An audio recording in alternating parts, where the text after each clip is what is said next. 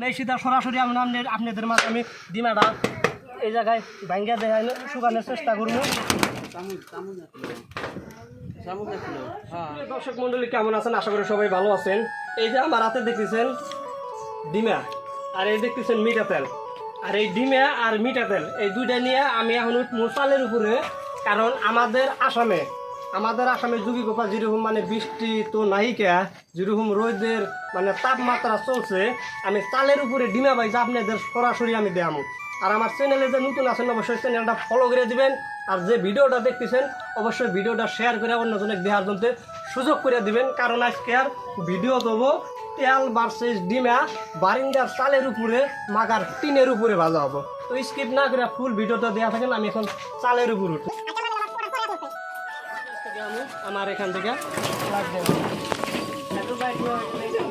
আবার টিন না শক্ত আছে। হ্যাঁ ক্যামেরাম্যান, এই যে আমার কাছে দেখতেছেন তেলের বোতল, এই যে তেলের বোতল আর এই যে ডিমা আমি এই জায়গায় থুয়ে নই আর কি।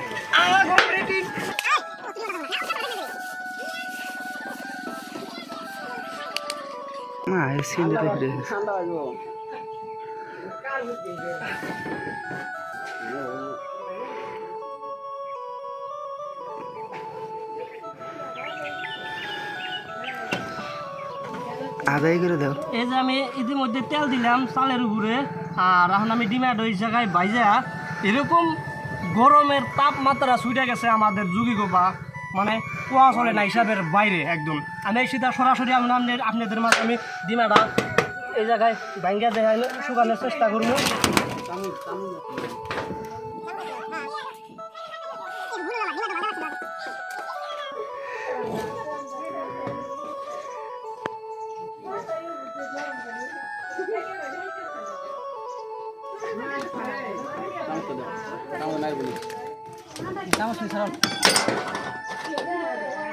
কামটা বিয়ে ঘুটে নিয়ে এটা তারপর দেওয়া লাগছিল।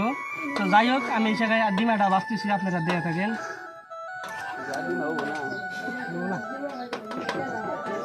তো দর্শক ইতিমধ্যে দেখতেই পাচ্ছেন এই ডিমা মোটামুটি ওয়ার ভিতরে আইছে,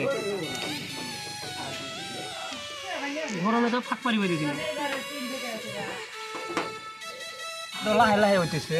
তো এর পরবর্তী আমি আর একটা ডিমে নেওয়া যায় আপনাদের আমাদের যুগি গোপাতে ব্রহ্মপুত্র নদীর চর আছে, চরের নদীর কাছারে আর একটা ডিমা বাইজা বালুর উপরে ডিমা বাইজা দেখানোর চেষ্টা করবো।